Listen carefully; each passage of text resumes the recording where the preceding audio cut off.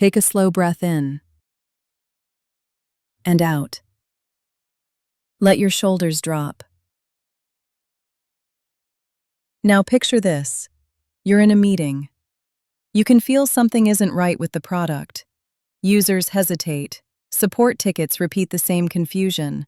Adoption looks fine on the surface, but underneath, something is off. You try to explain it and hear yourself say, "It's kind of a UX thing, it just doesn't feel right." The room goes quiet. Engineering hears subjectivity.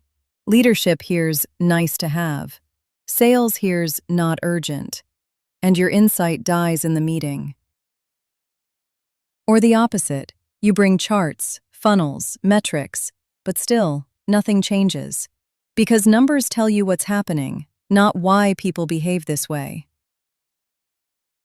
Here's the shift. Design sense isn't taste. It's the ability to predict human behavior and turn that into decisions the business can act on. Most user behavior is driven by 4 needs.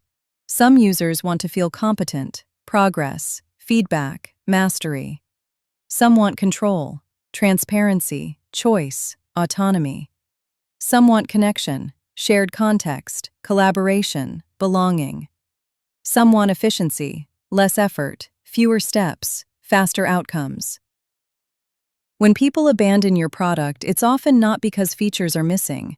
It's because the experience makes them feel confused, slow, exposed, or powerless. That feeling creates avoidance. Avoidance looks like low adoption. Now bring this to your product. Where do users pause? Where do they repeat steps? Where do they hesitate? Where do they drop off? Not just the funnel, the emotion inside the funnel. Here's what to look at. Time to first value, task completion speed, repeated clicks, cohort retention, support tickets clustered by confusion. Phrases like, "I'm not sure," "I can't find," "I don't get it." Now think about how you bring this to your team. You don't say, "Design thinks we need to change this." You say, "I'm seeing a behavior pattern that's hurting adoption. I want us to diagnose it together." Here's how you speak so people listen. To engineering, this friction creates rework and support load. Reducing it simplifies the system and improves adoption. To sales, this confusion shows up in demos and onboarding. Fixing it shortens sales cycles and improves expansion. To leadership, this experience lowers activation and retention. Improving it directly impacts revenue. Now the decision moment. You don't debate opinions, you frame trade-offs. We have 2 choices. Option A reduces friction now. Option B adds features but increases complexity.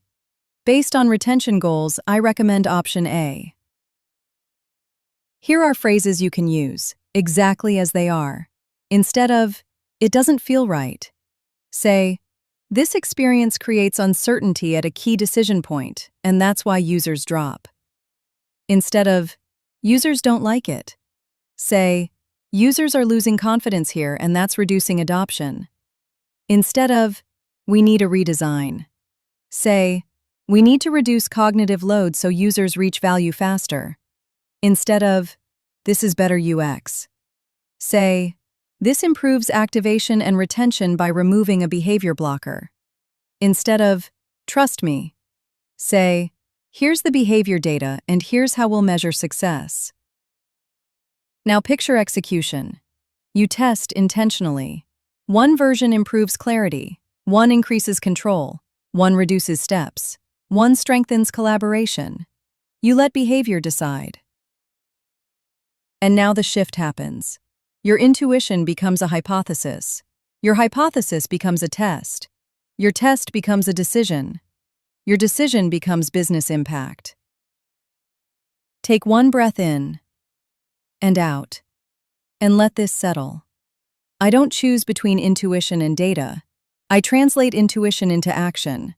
I connect human behavior to business outcomes, and I lead decisions with clarity.